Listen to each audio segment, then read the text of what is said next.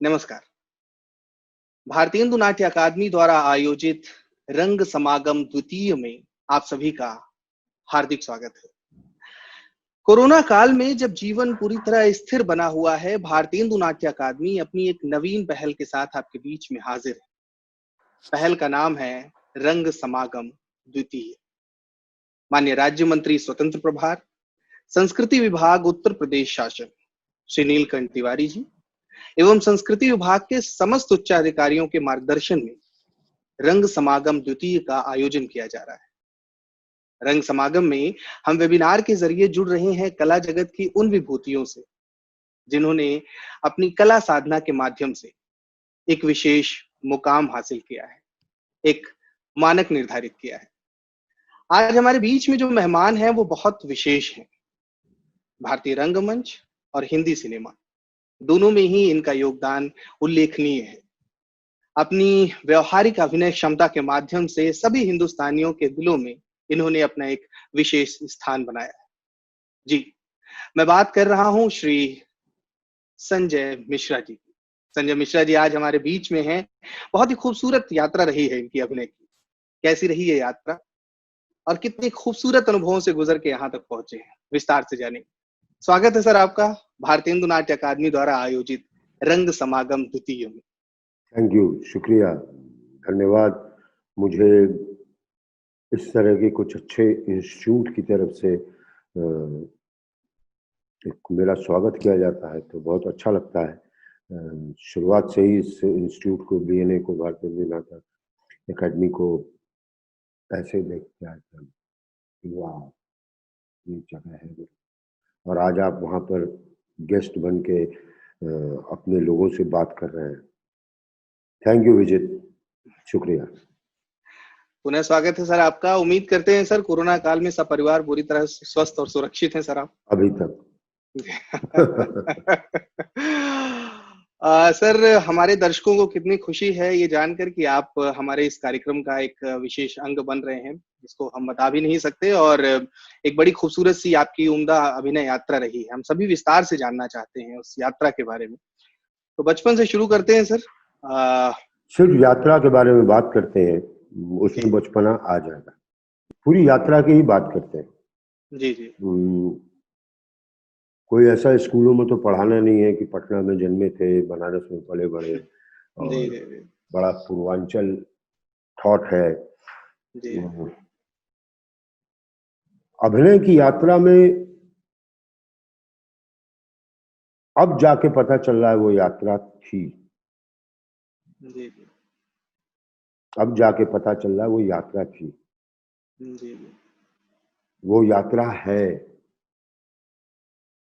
जब आप पीछे मुड़ के देखते हैं। और जब आप शुरुआत में होते हैं तो फिर तो उस यात्रा की शुरुआत है। अभी तो बेटा ये भी स्टेशन आएगा, अभी तो ये भी स्टेशन आएगा। जी। मैं अपने आप को मानता हूं कि मैं एक जनरल क्लास का टिकट लेके एक ट्रेन में चढ़ गया। एक्टिंग की जो ट्रेन जा रही थी उसमें बहुत सारे पैसेंजर्स थे। मैं भी एक जनरल का टिकट लेकर के उसी ट्रेन पे जाना था, बैठ गया।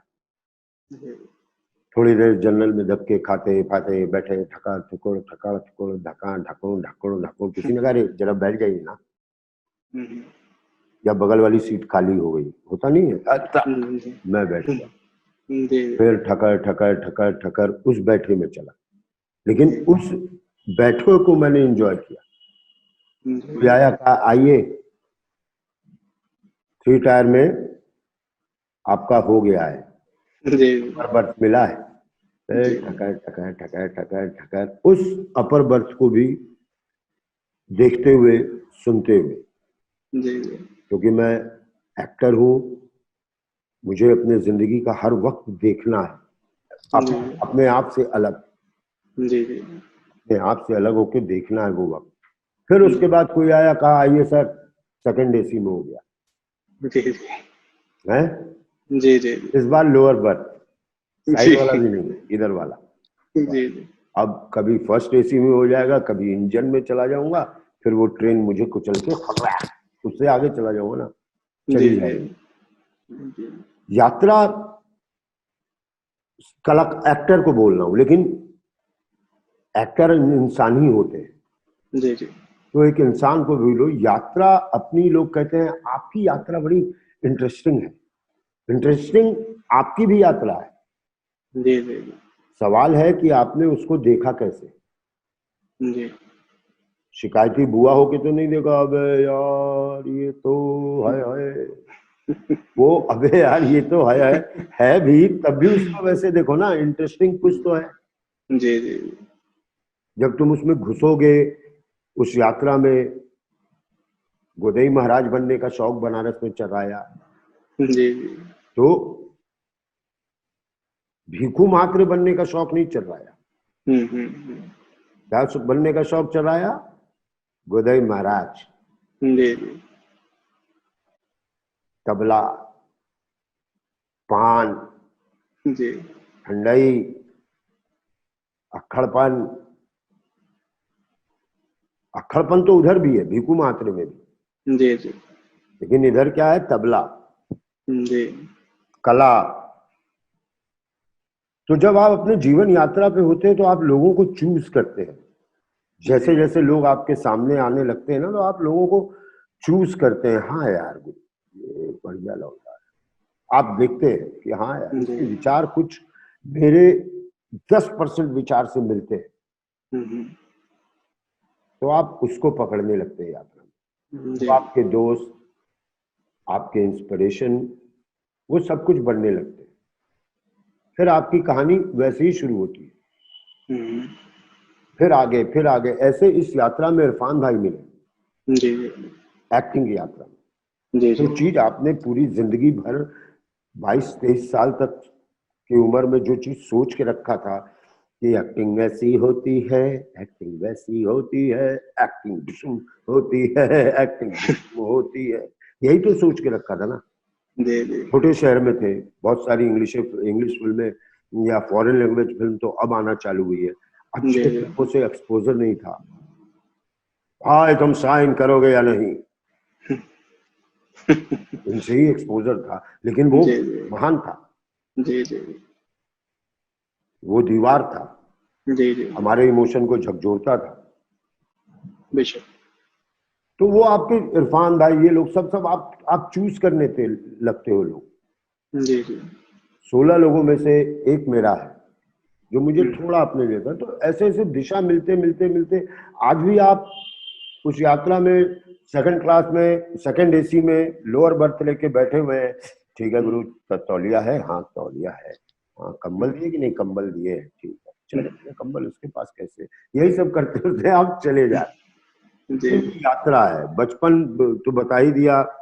हम्म राष्ट्रनाट्य विद्यालय बीच में आता है। जी जी मैं हमेशा कहता हूँ कोई इंस्टीट्यूट आपको कुछ सिखाता नहीं, जी वो किताबी बातें सिखा सकता है जी कि टीचर के विचार को आपके ऊपर फेंक सकता है या प्रस्तुत कर सकता है, जी जी लेकिन सीखना आपको खुद होगा। हम्म और आप उस इंस्टीट्यूट के लाइब्रेरी से ज्यादा जो जिंदा किताबें वहां घूम रही हैं जी जी उन पर ध्यान दीजिए। ये जिंदा किताब है, ये जिंदा किताब है, इसमें कुछ इंटरेस्टिंग है। जी क्योंकि मैं बीएनए में बैठा हूँ, नाटक अभिनय सबसे रिश्ता है हमारा।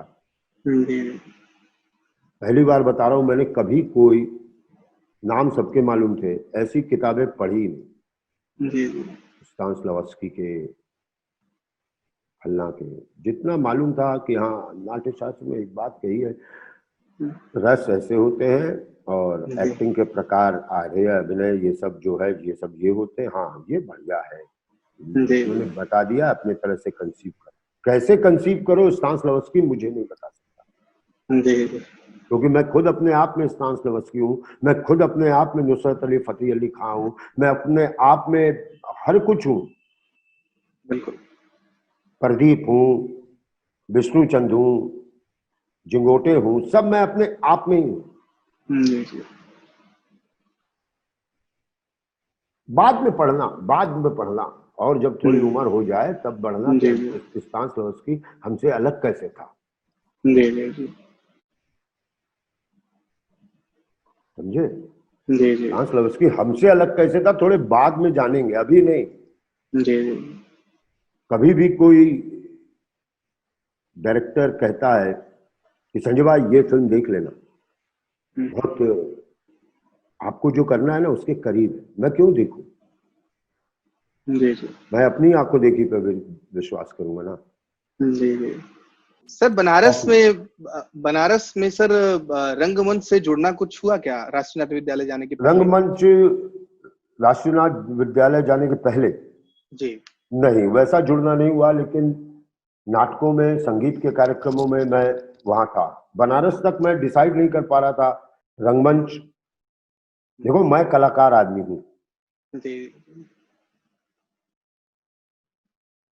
शायद तुम मुझे कहीं लास्ट में देखते कि बांसुरी वाला नहीं होता लंबा सा एक तो, जी जी मेरी रिश्क की नजर, धूप में या छांव में या दूर से कहीं बजाता हुआ जा रहा होता तो कहीं मैं ऐसा भी दिख सकता। तो मैं कलाकार, बनारस जी में जी मैं कलाकारी के पीछे था। जी जी जी तो मैं उसके बाद 2 साल एक गांव है बिहार में महुआ, वहां जी कलाकारी के पीछे था। जी जी चलाओ मिश्रा इन नाटक में आ जाओ जल्दी से, एक तरीके तरतर तरतर की, मतलब ऐसे नहीं आया था। पढ़ना और समझना, उसमें भी समझना नेशनल स्कूल ऑफ ड्रामा ने मुझे दिया, वो समझदारी। जी बेटा इतना जो नदी नाला तैर के आए हो ना सर, छपर छपर छपर, थोड़ा इधर से थोड़ा उधर से थोड़ा इधर से, कलाकार हूँ। जी जी ड्रामा स्कूल से निकलने के बाद भी मैंने कहा था ये जरूरी थोड़ी है कि ड्रामा स्कूल से निकल के या तो नाटक करूं या एक्टिंग करूं, कैमरा काम करूंगा कैमरा। जी बज्जू भाई हमारे जानते होंगे सब नाटक के लोग, जी जी जी जी उन्होंने कहा था सुनो एक्टिंग मत छोड़ना।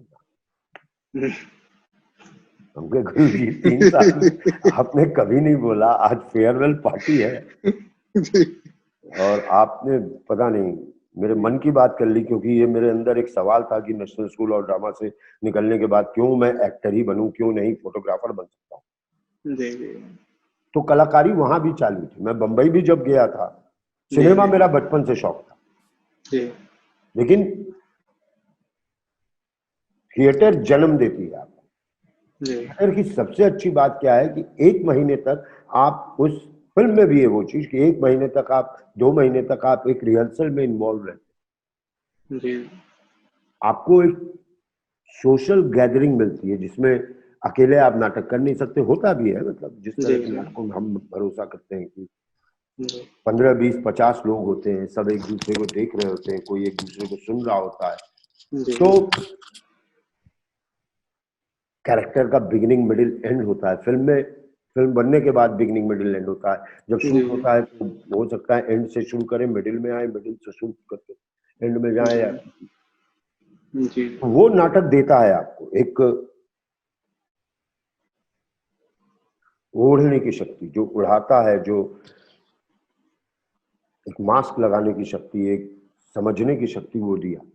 जी लेकिन मैं बना सिनेमा के लिए, तो जब जी मैं बंबई में भी था तो ठीक है एक्टिंग नहीं मिलता, चलो आर्ट डायरेक्शन करते हैं, आर्ट डायरेक्शन में मन लगता था। जी ये कलर, ये यहाँ पे ये होगा, यहाँ पे ये होगा। बाई चांस जो क्या था वो सीरियल हम बम्बई नहीं जाएंगे, जी तिग्मान जी भूलिया ने ये सीरियल एक डायरेक्ट किया था, और जी हम लोग सब, उसने कुछ बेल्लेट क्वीन वगैरह किया था, मैंने कुछ नहीं किया था, तो वो एक सीरियल बना रहा था। तो उसको लगा यार मिश्रा कोई इंस्टीट्यूट ऐसा तो नहीं देखेगा, नेशनल स्कूल ऑफ ड्रामा ऐसा तो नहीं देख सकता, तू क्या बोलता है? मैं करता हूँ आर्ट डायरेक्शन। फिर मैंने आर्ट डायरेक्शन, जी वो भी कलाकार ही थी। जी दिल हुआ कि उठ के कैमरा, कैमरा बहुत करता था मिश्रा, लेट्स कैमरामैन बनते हैं। जी मतलब जो हम भारतीय परिवारों में होता है कि बाप का कर्तव्य बनता है बच्चों को सुरक्षित कर दो। अगर मेरे बच्चे जिस दिन सुरक्षित महसूस करने लगेंगे मैं कैमरा ज्वाइन कर लूंगा, क्योंकि कलाकारी करनी है। तो ऐसे ही सा था बनारस, लेकिन नागरी नाटक मंडली से जुड़ा हुआ था जी, बनारस में। कबीर चौरा हमारे घर के बगल में था। जी जी जी प्रोग्राम देखने की अनुमति मिले ना, उसी समय मैथ टीचर भी आ जाता था ट्यूशन लेने ना, जी जी ढिन्ना ढिन्ना। और मेरे मैथ टीचर भी तबला बजाते थे। जी जी तो उनका ऐसा कुछ रहता, हाँ बताओ ठीक है क्या हुआ, नहीं बता पाए ना, ढिन्ना ढिन्ना ढिन्ना ढिन्ना। मैथ टीचर बंगाली दादा थे। जी जी तो कम से कम नागरी नाटक मंडली में जाके पोस्टर तो पढ़ ही लेता था। जी जी पिताजी थोड़े शौकीन थे, उनको नाटक के लिए राजी करना थोड़ा मुश्किल होता था। नहीं बेटा, अगर कोई मोहन राकेश वगैरह नाम आ जाए तो चल पड़ते थे, जी जी लेकिन म्यूजिकल कुछ होता था तो ले जाते थे। तो उसकी सीटों से भी बड़ा परिचित था। तो एक दिशा मिल रही थी, दिशा, जी एक दिशा मिल रही थी कि बहाव मिल रहा था कि तू इस साइड बह रहा। हर एक के साथ होता हुआ एक बहाव मिलता है। जबरदस्ती लड़के मुझे फैमिली में या ऐसा कोई बहाव बनाने की जरूरत नहीं। जी जी आई होप कि मैं तुम्हारे जवाबों का, सवालों का जवाब दे रहा हूँ, ठीक। बिल्कुल बिल्कुल सही जवाब मिल क्योंकि रहा है देख यार सर। विजित, मैं बोल देता फिर बनारस में पैदा हुआ, ये मेरी बात सब लोगों ने सुन रखी, जी जी जी जानते हैं लोग। मैं अपने ही आप से क्यों, क्योंकि अब कोई इंटरव्यू के लिए बोलता है, लगता है फिर वही बात है, नहीं होता। क्या हुआ था, अरे उसी दिन कड़ी खाई थी और बस रात में बोले चाय पीने का, उसी के बाद तो मम्मी लेके गई। तो फिर से वही कहानी, अब ये फूफा है, अब आप बताइए, अरे उसी दिन जिस दिन कड़ी बनी थी। हर एक फूफा से एक ही कहानी होती। तो इसलिए मैंने सोचा ऐसा सा कुछ जवाब देता हूँ। सर, पिताजी आपके सूचना एवं प्रसारण मंत्रालय में कार्यरत रहे। संगीत एवं साहित्य दोनों में ही उनकी विशेष रुचि रही। आपके व्यक्तित्व में साहित्य का कितना असर रहा? इसको कहते हैं संस्कार, कि आपको संस्कार में क्या मिला है।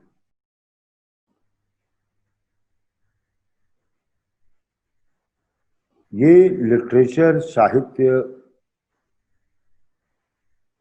आप पढ़ के एक माहौल बनाते हैं, एक वातावरण बनाते हैं।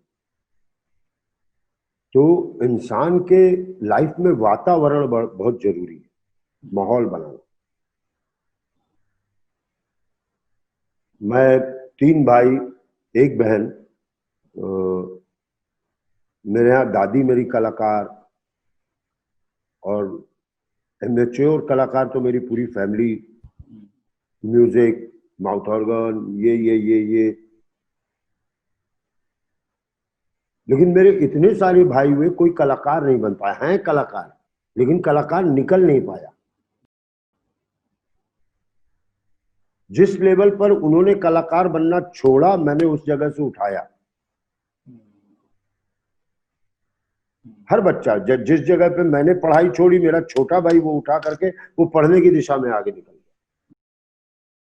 कलाकारी उसने जहां छोड़ी, मैंने वहां से कलाकारी उठा के मैं उस दिशा में आगे बढ़ गया कि अब इस दिशा में चलना है। तो पिताजी का क्लासिकल म्यूजिक की तरफ एक झुकाव, उन लोगों से जुड़ाव।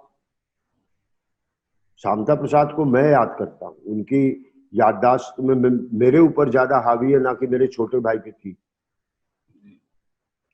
गुजरा वो भी उसी खुशबू से था, लेकिन कुछ गुजर जाते हैं, कुछ रुक जाते हैं। तो मैं रुक गया। तो ये शायद परिवार का ही संस्कार था। उस सोसाइटी जहां नागरी नाटक मंडली है बनारस की, कबीर चौरा, उस जगह में ही कुछ ऐसा था। कुछ लोग गुजर गए, कुछ रुक गए। रुकने से मेरा मतलब है कि आपने उस चीज को रुक के महसूस किया, उसको जाना, उसको टच किया, उसको सूंघा, माहौल, वातावरण। तो ये सब चीजें फादर की दी हुई आगे बढ़ती चली गई। मुझे याद है जब हम छोटे थे तो मेरी दादी को दोपहर में सोते समय पढ़ने का बड़ा शौक था। तो वो एक गुलशन नंदा की किताब पढ़ रही थी, झील के उस पार, समझे? हाँ, दोपहर में खाने के बाद दादी पढ़ती थी, तो एक दिन वो किताब गायब हो गई कहीं से, इस तकिया से किसी बुआ के तकिया में फिट हो गई। अरे कहाँ गई वो किताब, तुम लोग को मालूम है उस पर फिल्म बन रही है, क्या है? झील के उस पार नाम था उसका, उस किताब, कहाँ गया वो उपन्यास? झील के उस पार पर फिल्म बन रही है, सबसे पहले खोज के मैं ही लाया। मतलब कहीं वो आकर्षण था सिनेमा की तरफ। बाकी किताब होता घंटा, लेकिन एक किताब है झील के उस पार जिसमें फिल्म बन रही है, चलो यार वही पकड़ दे। तो ये जो एक इस नाक कम है, अब मैं, मेरे नाक में जा रही है वो खुशबू, मैं भी चाहूंगा मेरे बच्चे में से किसी एक में वो खुशबू चल जाए।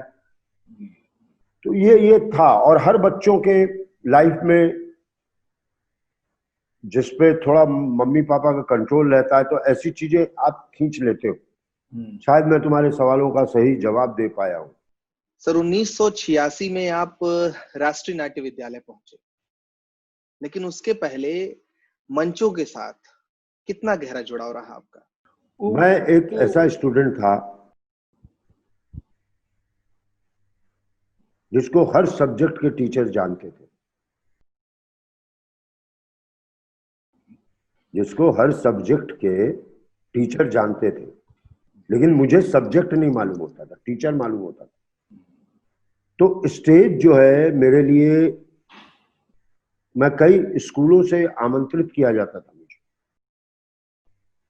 कि गुरु 15 अगस्त है, समझ रहे, कुछ हो जाए। मैं नाटक के थ्रू ऐसे अभी नहीं जुड़ा, लेकिन मुझे स्टेज पे लोगों को अपने और अट्रैक्टिव, मतलब क्या कहेंगे, आकर्षित करने की कला का स्वाद पता था।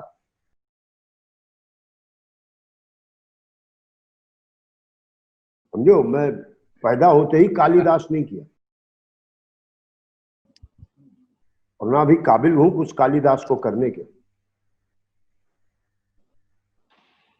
तो वो मुझे ज्यादा एहसास है। रोक करके वन मोर, अबे लेकिन ये लड़का तो केंद्र विद्यालय में पढ़ता है, तो छन्नू बाबू बद्री प्रसाद उत्तर विद्यालय में क्या कर रहा है?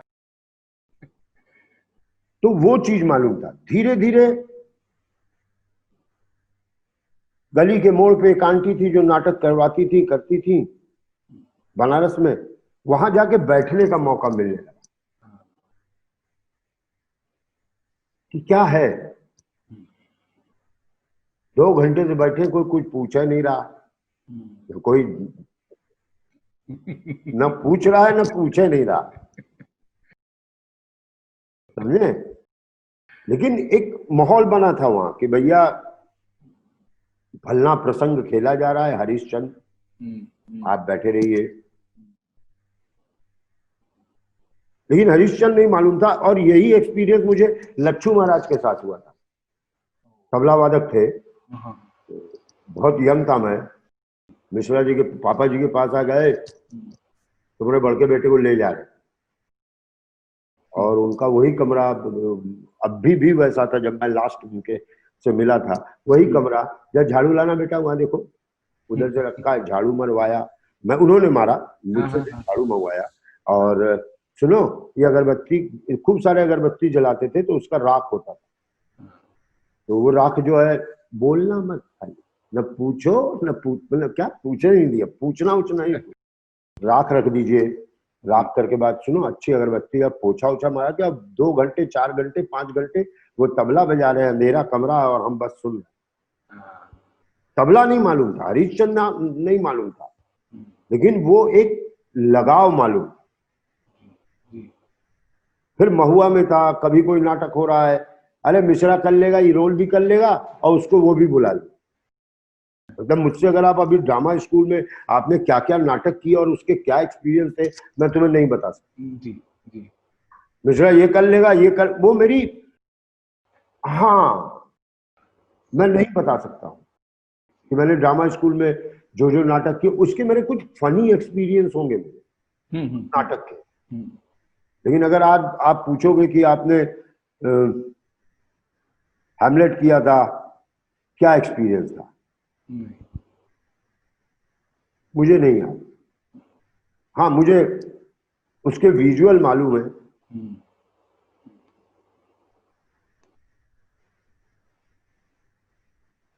शायद ये मेरा अपने याद नहीं रखता हूं, हो नहीं पाता मुझसे।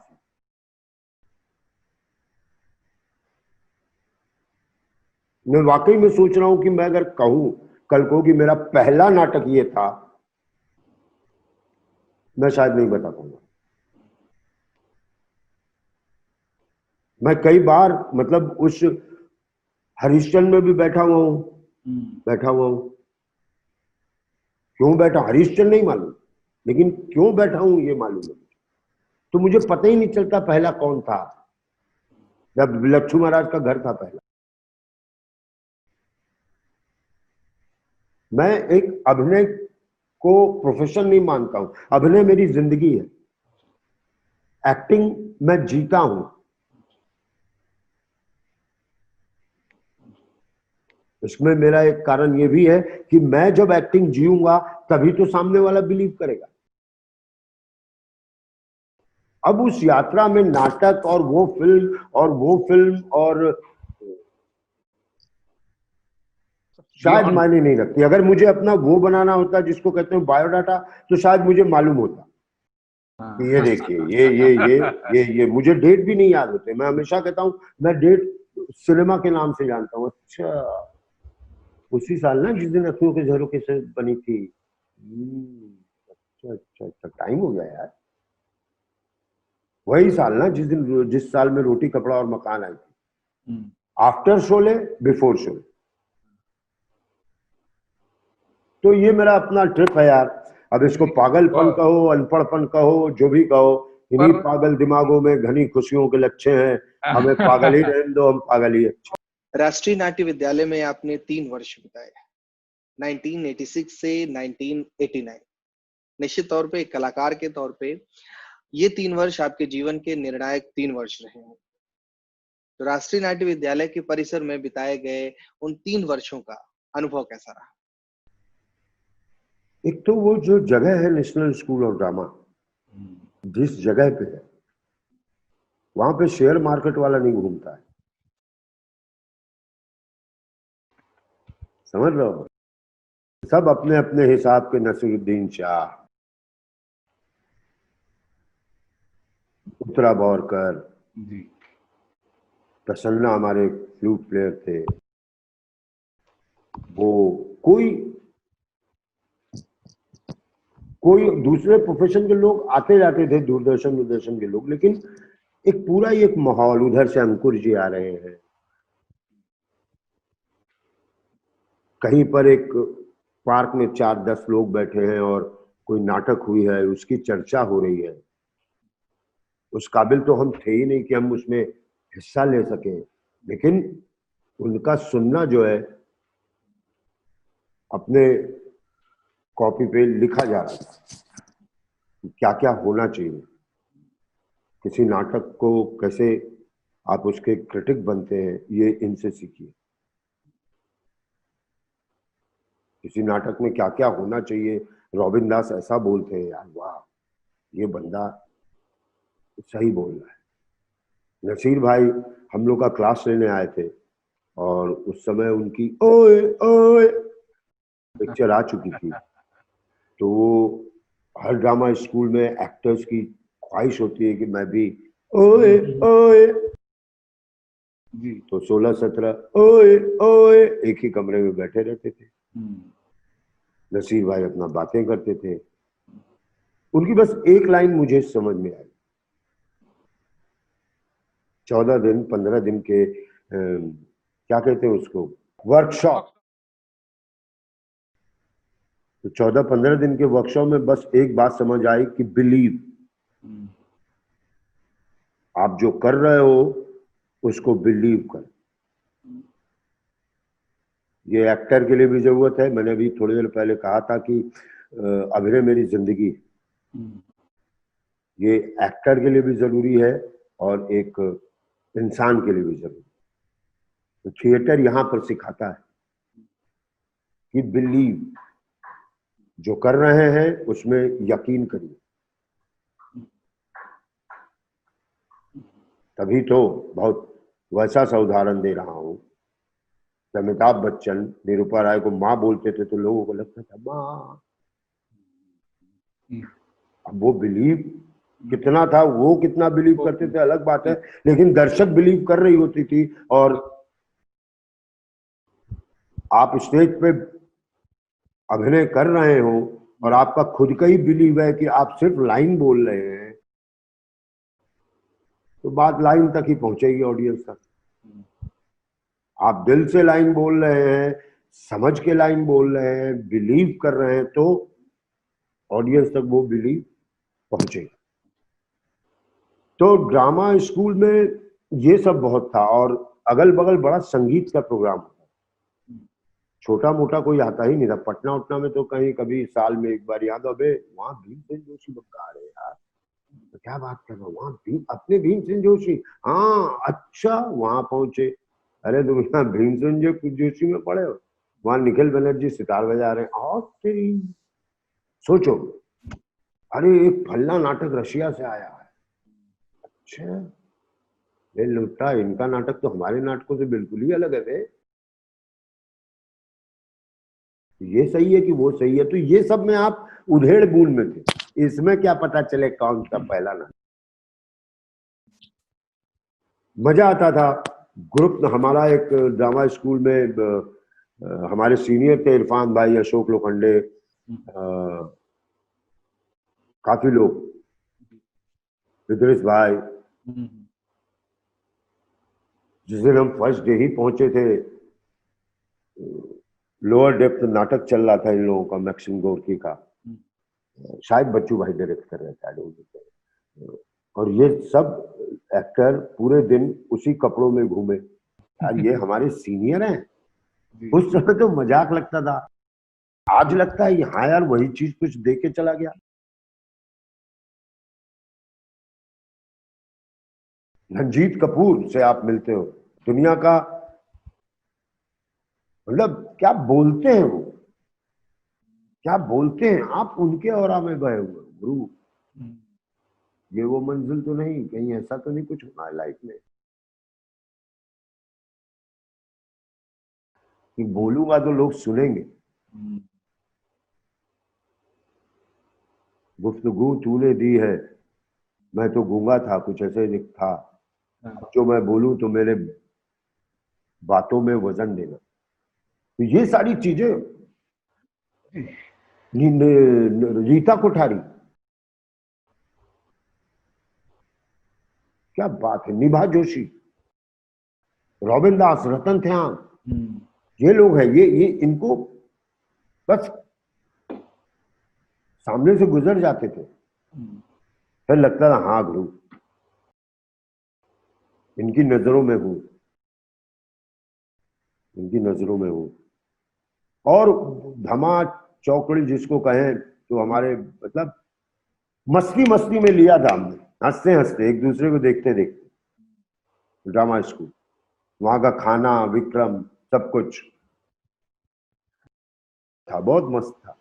कभी कभी कोई जिन एक्टरों को हम लोगों ने देख रखा था दिख जाते थे, पंकज कपूर दिख गए, एकदम बकरी बन जाते थे। कूल था, बढ़िया था। तो इंस्टीट्यूट ज्यादा बेहतर था, मतलब इंस्टीट्यूट से आप सीखते हो, आप लेते हो, और ये सब कलर्स आए मुझ पे। राष्ट्रीय नाट्य विद्यालय से रंगमंच का प्रशिक्षण प्राप्त करने के उपरांत कैमरे के साथ पहला अनुभव कैसा रहा आपका? ड्रामा स्कूल में हम लोगों के साथ एक डिप्लोमा कोर्स होता है, शायद उसका नाम डिप्लोमा कोर्स है, जिसमें हम लोगों को FTI भी ले जाया जाता है, फिल्म इंस्टीट्यूट। तो अब तक हम लोग को मालूम था, थर्ड ईयर तक, मुझे, मेरे कई क्लास फेलोज को, निर्मल पांडे वगैरह को, सीताराम, बहुत से लोग एक्टर्स को ये मालूम था कि दुनिया में एक ही कॉमेडियन है, चार्ली चैपलिन। जब FTI पहुंचे तो मालूम चला there is one called Buster Keaton. तो वही डाला अभी बस्टर कीटन कौन आ गया बे, ये कौन आया लाइफ में कि वो भी एक, उसका भी कॉमिक टाइमिंग सिनेमा में। तो ये चीज़ों से हम गुजर चुके थे, एकदम नया माध्यम नहीं था सिनेमा। नया माध्यम होता ऑपरेशन थिएटर में है, सिनेमा बहुत सारे देख के गए थे। गोदार्द देख लिया था, वुडी एलन देख लिया था, तारकोस्की देख लिया था, पोलंस्की देख लिया था, सत्यजीत रे देख लिया था, विमल रॉय देख लिया था, राज कपूर देख लिया था, मनोज कुमार देख लिया था, विजय आनंद देख लिया था, शोले देख लिया था, प्रकाश मेहरा देख लिया था, मनमोहन देसाई, सही परज पे, जितनी भी चीजें थी देखा हुआ था, जानता था किस दिशा में जाना था, और देखा हुआ अच्छी चीज थी। I am a disco dancer, ये भी पसंद था, क्योंकि मैंने बताया कि जब छोटा था तो हर स्कूल में भेजा जाता था। मैं आज 15 अगस्त है, संजय मिश्रा केंद्र विद्यालय से रिक्वेस्ट किया जा रहा है कि संजय मिश्रा को 9:30 पर छोड़िएगा, फिर लोहरदगा पे इनको यहाँ पहुँचना है।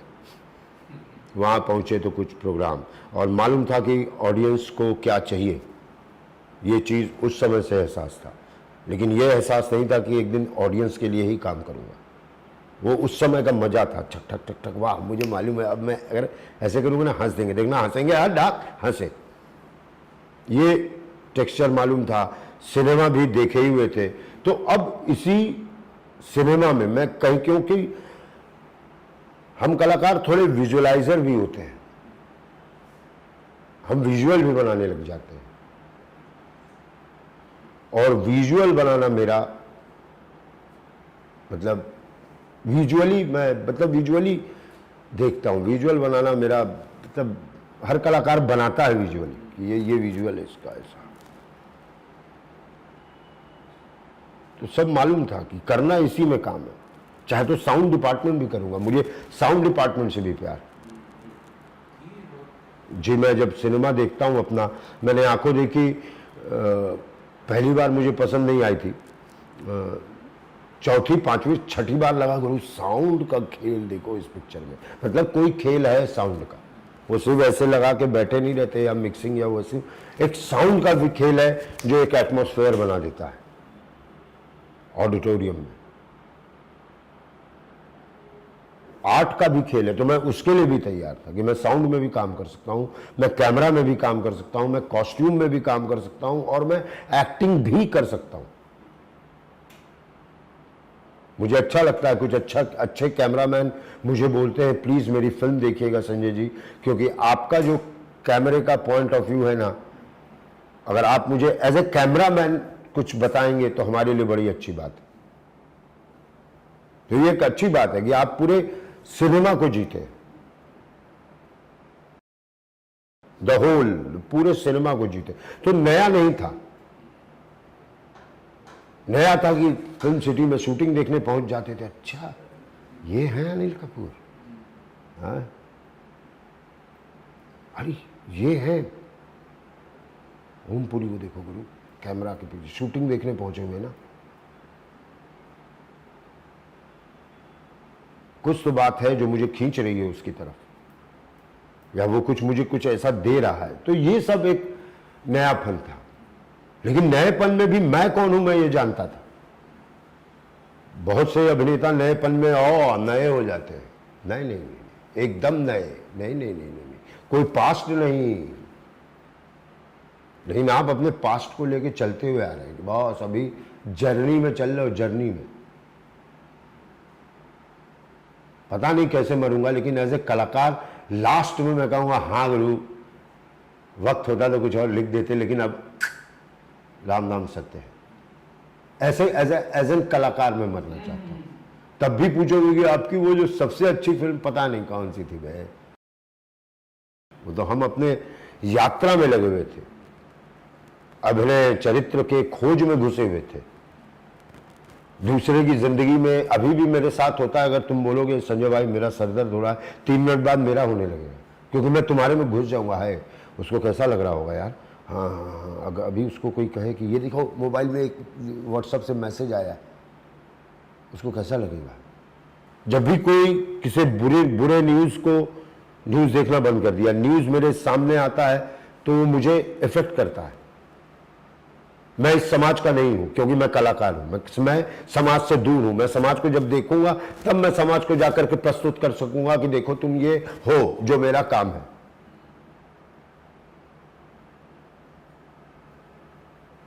तो जब मैं समाज का हूं, वैसे हिस्सा हूं, नमक रोटी दाल इनकम टैक्स सबका हिस्सा हूं, लेकिन मुझे समाज से दूर रहना पड़ता है क्योंकि मुझे समाज को देखना है।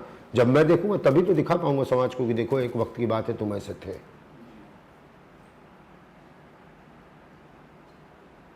तो वो चीजें दर्द करती हैं। किसी को लोगों द्वारा मारा जाता है तो मुझे उसका ख्याल नहीं आता, उसके बच्चों का ख्याल आता है। क्या है उसको मारे, उसके छोटे छोटे बच्चे होंगे यार, उनको लिए तो वो बाप होगा। ओफ, वो दर्द होता है। किसी की रेप की बात सुनता हूं, ओफ, कलाकार हूं, चलो बताइए रेप हुआ।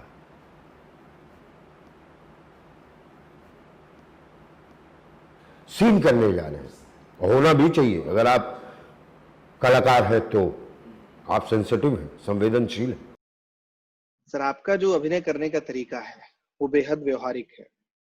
आपका व्यवहारिक अभिनय जो है वो आपको बाकी अभिनेताओं से अलग पंक्ति मिला के खड़ा कर देता है। तो ये जो व्यवहारिक अभिनय है, ये क्या आपके किसी ट्रेनिंग का पार्ट रहा है, या जो व्यवहारिक जीवन आप जी रहे हैं, आपके जीवन जीने के तरीके में भी एक अजीब किस्म की व्यवहारिकता है, ये उसका असर है? शायद बाई एक्सपीरियंस है। नेचुरल को आई थिंक हिंदी में क्या बोलेंगे, प्राकृतिक, शायद प्राकृतिक, प्रकृति का है, इस प्रकृति का है। तो जब मैं, एक इंसान को अपनी प्रकृति नहीं छोड़नी चाहिए। उसकी जो प्रकृति है जिंदगी में 15 बार बदल जाए, बेस गड़बड़ होगा गुरु जी। उसका नेचुरलिज्म जो है हर 5 साल बाद बदल जाए, फिजिकल बदल जाए अलग बात है कि कल गेहूं 6 रुपए था आज 24 है, वो अलग बात है। इंसान को नहीं बदलनी चाहिए, खासकर कलाकार को।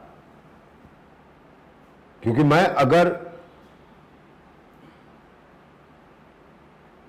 कहते हैं ना ग्लास में, एक्टिंग में कुछ आता था, ग्लास होता है जिसमें दूध डालो तो दूध हो जाता है, कोका कोला डालो तो कोका कोला का ग्लास हो जाता है। लेकिन ग्लास ग्लास रहना चाहिए, उसको नेचुरल रहना चाहिए। तो नेचुरल, और एक एक्सपीरियंस भी है और एक ट्रेनिंग भी है। ट्रेनिंग भी दीजिए अपने आप को कि मैं नेचुरल रहूं। आप कोई भगवान नहीं है, आप नेचुरल रहिए। लेकिन एक्टिंग करते करते आपको वाकई में आंख में खुजली होगी, कहेंगे नहीं मेरा कैरेक्टर आंख नहीं खुजला सकता, तो वो फिर, तो आपको नेचुरल रहना है लाइफ में। और जितना नेचुरल रहो उतना ही, गुरु मैं बता रहा हूँ, वो एक अलग देव की डब्बी है। कोई एक और देव होंगे, उनका वो च्यवनप्राश कि नेचुरल रहो, ज़्यादा कष्ट नहीं होगा। मैं अपने इर्द गिर्द बाड़े लगा लूँगा तो आपसे कैसे मिल पाऊँगा? आपसे मैं नहीं मिल पाऊँगा तो आपको कैसे पोर्ट्रेट कर पाऊँगा? मैं हमेशा कहता हूँ 2 तरह के कैरेक्टर होते हैं। एक सामाजिक कैरेक्टर होता है जो कोई नहीं होता, हर समाज का हर आदमी वैसे ही उस वर्ग का जो है वही चित्रण ही है। आपके पिताजी से मेरे पिताजी शायद भाषा में अलग होंगे, लंबाई चौड़ाई में अलग होंगे, एक थॉट पर तो वही है, वही तो सामाजिक है। आंखों देखी का बाबूजी कोई इस पे भगत सिंह नहीं था वो, और एक होता है भगत सिंह, तानाजी, ये एक स्पेशल कैरेक्टर है, तो आप उसमें घुस गए। बाकी तो आप समझ, मैंने जो भी फिल्में की हैं सामाजिक है, कहीं किसान है, कभी कलाकार है वो कामयाब का, तो कभी आंखों देखी का बाबूजी है, तो कहीं अंग्रेजी में कहते हैं का पापा है, बत्रा पापा। तो सब तो सामाजिक रहने के लिए, समाज को जानने के लिए दूर से रह के नेचुरल लव, बाकी दूसरे की एक्टिंग तुरंत पता चल जाती है। ये है कैरेक्टर, यानी जो पात्र आप निभाते हैं उसके लिए किस प्रकार और कितनी तैयारी करते हैं आप? मुझे मालूम नहीं कि मैं क्या प्रिपरेशन लेता हूँ, ये एक अच्छी बात है। जिस दिन मालूम चल जाएगा तो मैं 1 2 3 अपने घर में बोर्ड लगा दूंगा, प्रिपरेशन नंबर 1 1 1 मुझे ये करना है। अभी जो मैं लखनऊ में हूँ इस वक्त, मैं एक फिल्म कर रहा हूँ, जहाँ तक मेरा ख्याल है उसका नाम कंफर्म है, आत्मनिर्भर। तो आत्मनिर्भर में वो एक बच्ची अपने बाप को गुड़गांव या दिल्ली से दरभंगा तक लेके गई थी, तो उसके बाप का रोल मैं कर रहा हूँ और बच्ची का रोल वही लड़की कर रही है सेम। अब मुझे मैं उसके सामने खड़ा हो जाऊँगा तो वाकई में मैं दिखूँगा, वो बच्ची मेरी दिखी गई नहीं, क्योंकि उसकी पैदाइश मेरी पैदाइश तो ठीक है, फिर आगे बढ़ना, वो एक रिक्शा वाले की बेटी और मैं एक कलाकार, तो दोनों बाप बेटी कैसे लगे, इस बारे में मैं अपने एक्टर दोस्तों से पूछ रहा हूँ कि बताओ कैसे होगा। तो मुझे पहले लग रहा है कि मुझे अपने आप को उसके कलर का करना होगा। तो लखनऊ में एक फार्म हाउस है, वहाँ दिन भर यही सब करता रहता हूँ, मिट्टी के काम और ये वो, ताकि धूप में, ताकि वो एक कालापन मिले। तो ये शायद मैं पहली बार प्रिपरेशन कर रहा हूँ, जिसको आहार्य या आंगिक कुछ तो आप कहिए, कि आप काले दिखने की कोशिश कर रहे हैं ताकि हम दोनों बाप बेटी बैठे, वो तो रियल है। मैं न लगूंगा, भाई संजय मिश्रा है।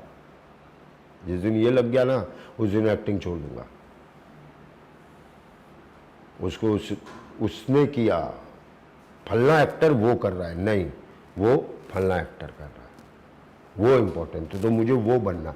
तो वो इस तरह का एक प्रिपरेशन, थोड़ा प्रिपरेशन, शूटिंग शुरू होने के पहले कैमरामैन कौन है, क्या सोच रहा है मेरे बारे में, मेरे चरित्र के बारे में, कैसे देख रहा है वो उसको वो किस मूड का प्राणी दिखता है, जो जानते हो उससे।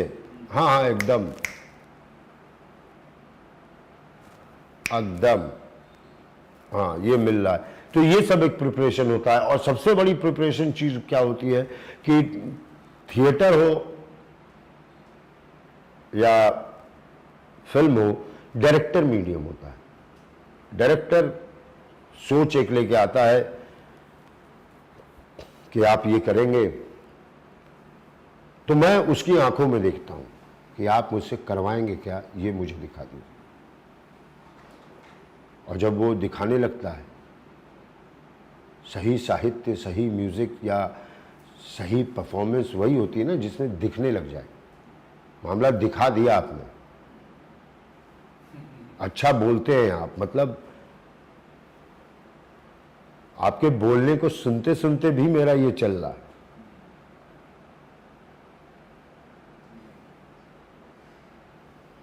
आपके करियर की एक बहुत ही महत्वपूर्ण फिल्म मसान, वरुण ग्रोवर ने इस फिल्म का स्क्रीन प्ले लिखा है। बनारस के ही पृष्ठभूमि के इर्द गिर्द घूमती हुई पूरी फिल्म है। आपका बचपना गुजरा बनारस में और ये संयोग से ये फिल्म करने का अवसर भी आपको ही मिला। कैसा अनुभव रहा मसान के साथ आपका?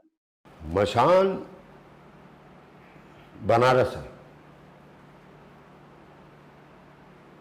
बनारस बहुत कुछ है।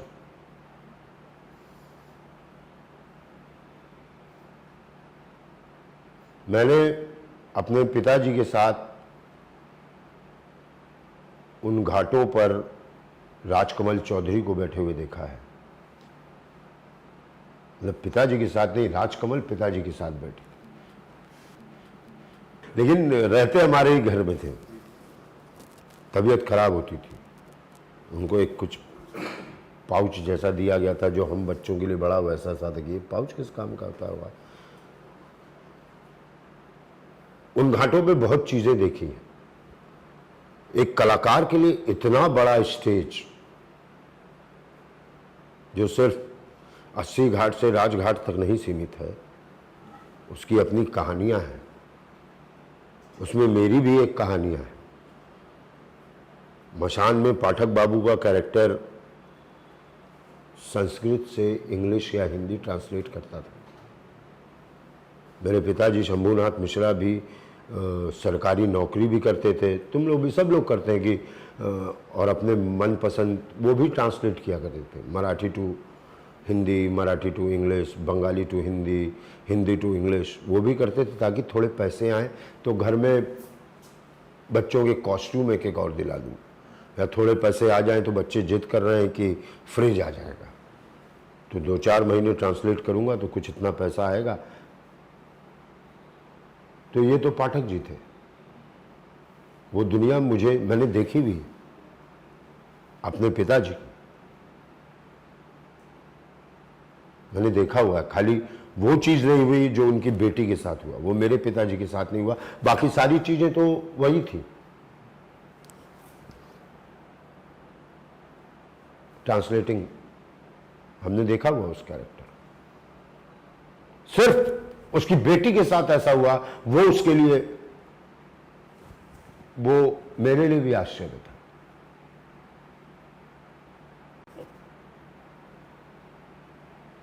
हम तो ट्रांसलेट कर, ये तो ना सोचा था, पढ़ाते थे, लिखाते थे, सब कुछ करते थे, बच्चों को भी पढ़ाया लिखाया, स्कूल में भी पढ़ाया, कॉलेज में भी पढ़ाया, ये चीज मैंने नहीं सोची थी कभी।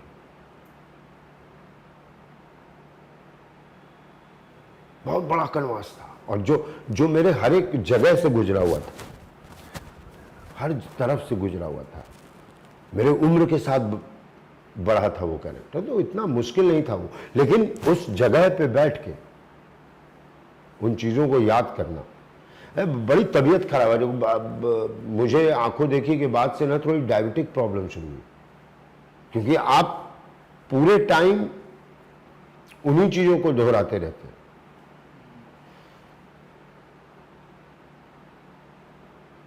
उन्हीं चीज़ों को आप रिकॉर्ड, तो मसान बाएं हाथ का खेल था, लेकिन दिमाग दायां बायां, बीच का, मिडिल का, सेंटर का, राइट लेफ्ट सब लगा हुआ था, दिल राइट लेफ्ट, लेकिन काम बाएं हाथ का, ये सब था, लेकिन बाएं हाथ का। बहुत बड़ा कैनवास होता है, आप उस कैनवास के साथ बनारस की घाटों पे खड़ी हो नहीं कर सकते आप, पत्थर फूट जाएंगे। जो पत्थर वहां लगे थे, हजारों सालों से बोल रहे हैं, फूट फूट के आपके एक्सप्रेशन पे गिरे।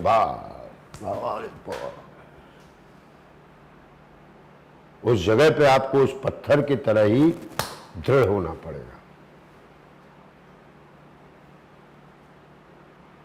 कई सालों से उस पत्थरों पे पानी भी आ जाता है, ठंडक भी मिलती है, उसको गर्मी भी मिलता है, तो उन पत्थरों के लेवल पर जाके आपको अभिनय के बारे में वहां सोचना पड़ेगा। उसमें कुछ नकलीपना नहीं कर सकते,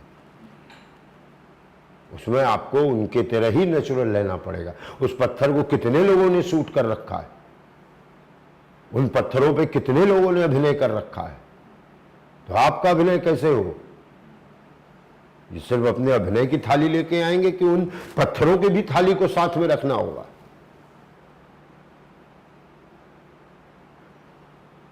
इन घाटों पे अरे रज्जा करी माथा भार भूड़ भार सब तरसते थे, सब करते थे, उसी घाट पे मैसेज आता है कि आपके बेटी के साथ ऐसे हुआ है।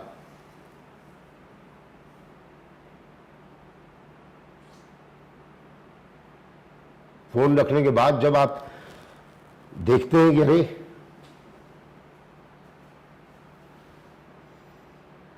मृत्यु की खबर अलग बात है, लेकिन जिस तरह की खबर एक बिना मां के बेटी को, मां की बेटी से बाप ने ही पाला है, शुरू से सुसु पोटी वोटी सब धुलवा उलवा के बड़ा किया, और ऐसा एक न्यूज आ रहा है।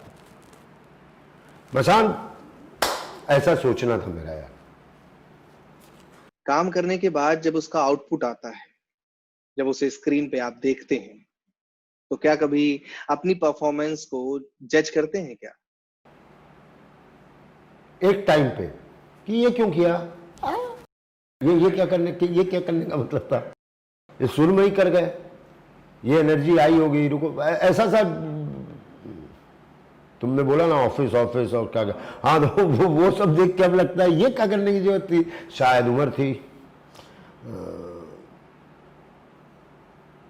हाँ क्रिटिकली तो करता ही होगा, लेकिन सम्मिलित होता है अरे यहाँ बैकग्राउंड वाले ने ना, और मैं तो कर ही रहा था, लुंड पुंड उन्होंने और एक पैक बना के और लीजिए, प्रस्तुत है इनका ये।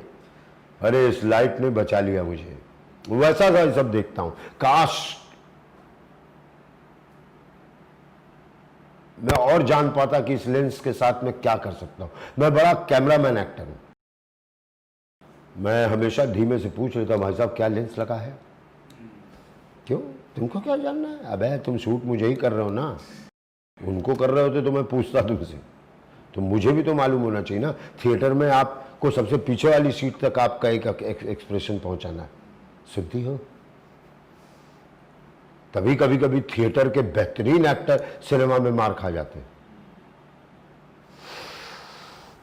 क्या बहुत दिखा रहे हैं पीछे वाली सीट को, लगा है 100 का लेंस। हाँ, तो ऑडियंस भी एकदम हो जाती है, क्या? फोटोग्राफी में आपकी विशेष रुचि रही है।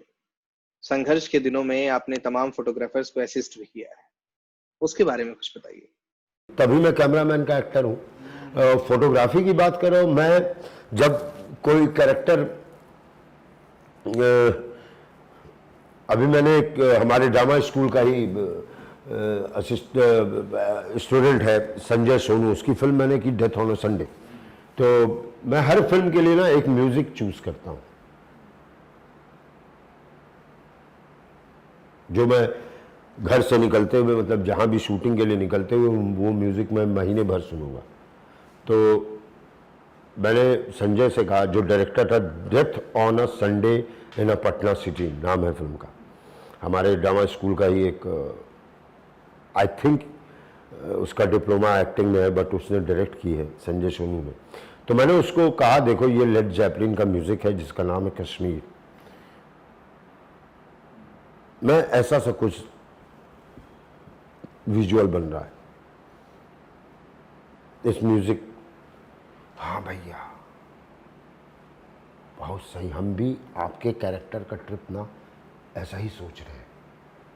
पाप पाप पाप पाप पाप पाप पाप पाप पाप पाप पाप पाप, हाँ ऐसा ही सोच रहे हो ना? हाँ, तो मेरे पास एक नया मोड आया कि मैं मुंह से क्यों बताऊं कि मैं क्या सोच रहा हूं कैरेक्टर के बारे में। ये संगीत, तो वो संगीत है मेरी जिंदगी में, इसलिए मैं उसको डिस्क्राइब कर सकता हूं अपने डायरेक्टर को। नीला माधव पांडा को कड़वी हवा में मैंने इमर्सन लेक पामर का वो लकी मैन ही वो, मैंने कहा ये सर, ये जो ट्रिप है ना म्यूजिक का, मैं हेड़ू को कहीं इसी ट्रिप में देख रहा हूं।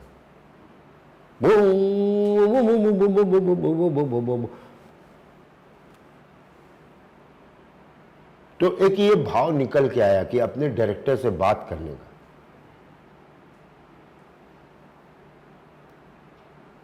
तो कैमरा, संगीत, आपके दोस्त, ये सब बड़ा मायने रखते हैं अभिनय में। आपके दोस्त भी, कि किस तरह के, किस प्रकृति के वो सक्सेसफुल हैं, अनसक्सेसफुल हैं, जो भी हैं, मेरी प्रकृति के हैं, वो सब मायने रखते हैं आपसे। मेरा खाना बनाना, डायलॉग में पॉजेस कैसे पता चलेंगे कि डायलॉग में कहाँ पॉजेस लेंगे। 1989 में नेशनल स्कूल ऑफ ड्रामा से पास आउट हुए आप। तकरीबन 31 वर्ष हो गए हैं आपको कॉमर्शियली एक्टिव हुए। इतने वर्षों में खुद के प्रोसेस में कितना चेंज पाते हैं आप? हिंदी सिनेमा में, नाटकों में एक बात बड़ा कॉमन है, डायलॉग। हमारा कितना डायलॉग है, ये मेरा डायलॉग है, हमको ठीक से बोल लेने देना, पॉज वॉज मत लेने लगना, या मेरा क्यूब आने का इंतजार करना, ये बहुत डरावना था मेरे लिए। अब जब इतना एक आ जाता है कि आप क्या बोलना है, डायलॉग को डायलॉग की तरह नहीं बोलना, तो भाव भंगिमा में इन चीजों पे फिर आप कंसंट्रेट करते हैं। नहीं तो जो आपको सबसे ज्यादा डरा है सर, डायलॉग। याद कर लिए स्क्रिप्ट, याद है 8 का पहाड़ा, इस चीज से हटाना पड़ेगा एक्टिंग को। याद है 8 का पहाड़ा, 9 का बताओ जरा। तो अब तो मैं जब डायलॉग याद करता हूं, मुझे तेरे भी डायलॉग याद होते हैं, मुझे भी डायलॉग होते हैं। मेरी एक एक्सरसाइज होती है कि आइए जो कैरेक्टर आप कर रहे हैं उसके डायलॉग्स मैं बोलूंगा, जो मेरे कर रहे हैं आप बोलेंगे। और मैं डांटता हूं उस एक्टर को, मुझे तो तेरे लाइन याद है, तुझे मेरे लाइन क्यों नहीं याद है? क्योंकि तू मुझे सुन नहीं रहा, तू अपने क्यों का वेट कर रहा है। रोटी रख दूंगी तो फिर रोटी रख दूंगी तो रख दूंगी। तो ये जो अपना सेल्फ वो देखना है, आज मुझे डायलॉग की कोई चिंता नहीं, मैं स्क्रिप्ट पढ़ता ही नहीं। आंखों देखी मैंने स्क्रिप्ट पढ़ी भी नहीं। हाँ, एक स्क्रिप्ट मेरे घर में रखी हुई है कि कल को नहीं रहूंगा, मम्मी बोलेंगे पापा आका देखो वो आंखों देखी की थी ना, वो इसकी स्क्रिप्ट उनके काम आएगी, मेरे कभी काम नहीं आई। मैंने किसी पन्ने पे हाथ नहीं लगाया उसके। तुम्हें मुझसे कराना है मुझसे कराओ, मैं तुम्हारा बाप हूं, मानते हो तो बाप हूं, नहीं तो मुझे मालूम है कितना मुझे बोलना है, चला जाना। तो ये सब अंतराल ना कि अब डायलॉग से मैं उभर चुका हूं, अब डायलॉग वाला नहीं होगा, अब ये नहीं होगा, अब ये नहीं होगा। अब जो कल से मेरी शूटिंग शुरू है या 10 दिन बाद से शुरू है, उसमें बहुत सारे रायते हैं, बहुत सारे रायते होते हैं। सड़क पे शूटिंग होगी, कहाँ धमाल गोलमाल ये सब चिल्लाने के बीच में भी आपको एक वो करके आना है। तो अब इस तरह का कंसंट्रेशन कैसे बनेगा? लोग आपको वाह वाह कर रहे हैं ना, उसके बीच में आप भी तो वाह वाह हो सकते हैं ना। नहीं, आपको एकदम ही लाचार वाह वाह बनना है।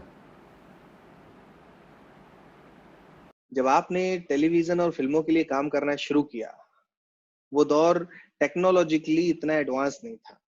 आज का दौर टेक्नोलॉजी का है। इस दौर में कितना सहज पाते हैं आप टेक्नोलॉजी के साथ कदम से कदम मिलाकर चल पाने में? जब मैं आर्ट डायरेक्शन कर रहा था, शेखर कपूर भी इन्वॉल्व थे, उनका प्रोडक्शन था, तो टिशू डायरेक्टर थे, मैं आर्ट डायरेक्टर था। तो हम लोग गए थे शेखर कपूर के ऑफिस में, नई नई पौध,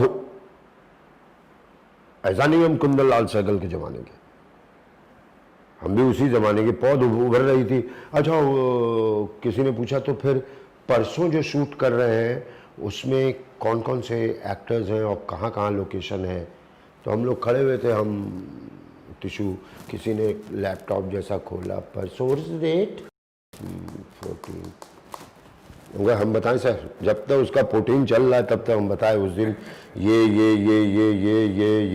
एक्टर है। एक क्लासरूम का सीन है पहला वाला, दूसरा वाला वहाँ पर है कैंटीन में, और लास्ट में सुमुखी के मरने वाला सीन है। हाँ सॉरी, एक और एक्टर है, या आई टोल यू। ये तो आपकी सुविधा के लिए, काम यहाँ से होता है, वो चाहे जिस जनरेशन के आप हों, ये आपकी सुविधा के लिए, काम यहाँ और यहाँ से होता है। तो काम यहाँ और यहाँ से करना, ये आपकी सुविधा के लिए, इससे आपको लाइब्रेरी जाने की नहीं ज़रूरत पड़ेगी, आप यहीं से सब कुछ जान सकते हो कि इस ज़माने में ये फिल्म बनी और या ये नाटक हुए, इस नाटक का कौन है, ब्रेख्त, बर्टोल्ट ब्रेख्त, तो बर्टोल्ट ब्रेख्त का आप यहाँ सब कुछ जान सकते हो। आपको बर्टोल्ट ब्रेख्त जानने के लिए किसी एक लंबे से कमरे में नहीं जाना है, किताबें नहीं खोलनी है, लेकिन काम यहाँ से होता है और जिया भी यहीं से जाया जाता है। हर कुछ, कभी ये पहले आता है, बाद में ये आता है, कभी ये पहले दबता है, कभी ये बटन पहले दबता है। आदरणीय प्रमुख सचिव संस्कृति विभाग, उत्तर प्रदेश शासन एवं आदरणीय निदेशक भारतीय हिंदू नाट्य अकादमी श्री रमेश चंद्र गुप्ता जी, इन दोनों ही लोगों की ये संयुक्त पहल है रंग समागम 2020। हम आपसे निवेदन करेंगे कि ये जो पहल है भारतीय हिंदू नाट्य अकादमी की, इसके बारे में अपने विचार रखने की कृपा करें। क्योंकि देखो, मैं बीएनए आया हूँ, सारे स्टूडेंट नहीं हैं, सारे क्या, कोई है ही नहीं, क्योंकि लॉकडाउन और ये सारे की वजह से, तो ये लोग हैं नहीं। तो आप इनसे कनेक्ट भी हो सकते हैं। कुछ लोग आए, मुझे बुलाया, अब ये चीज़ तुम अपने प्लेटफॉर्म पर इसको डालोगे तो एक अच्छी चीज़ है। 4-5-6 महीनों से उनको खुराक मिला नहीं होगा, जैसे मुझे नारियल नहीं मिलता ना, हम लोग के शूटिंग में नारियल फोड़ते हैं, बड़ा तो ये जैसे ही होता है शूटिंग तो सब नारियल खाते हैं। तो मुझे 4 महीने 3 महीने जब नारियल नहीं मिला ना, स्वाद भूल गए थे। नारियल मिलते रहना चाहिए। तो खुराक जो है ये इस तरह की खुराक, अब यही नारियल है लॉकडाउन के पीरियड में, तो ये ज़रूर मिलते रहना चाहिए। और बीएनए और जो भी मंत्रालय और सब लोग इसमें इन्वॉल्व हैं, उन सबों को मेरी शुभकामनाएं। आपका ये रंग समागम बीएनए का एक खूबसूरत, क्योंकि ये पहली बार होगा ऐसा, क्योंकि हर रंग समागम में एक दूसरे को देखते हैं, मिलते हैं, विचार जानते हैं, लेकिन इस बार या पता नहीं आगे भी कई बार अब ऐसे ही होगा, हो सकता है इसकी आदत डालना पड़े। तो शुक्रिया बीएनए मुझे बुलाने के लिए। जो मैं बातें करता हूँ अगर आपको लगता है वो आपके काम की चीज़ है तो मैं इसके लिए खुदा भगवान सबका शुक्रगुजार हूँ कि मेरी बातें आपको अच्छी लगती हैं और आप उससे कुछ सीखते हैं अगर, तो और भी अच्छी लगती हैं। भारतीय हिंदू नाट्य अकादमी के आमंत्रण को स्वीकार करने के लिए और अपनी इस खूबसूरत सी यात्रा को हम सभी से साझा करने के लिए पूरे भारतीय हिंदू नाट्य अकादमी परिवार की तरफ से बहुत बहुत धन्यवाद।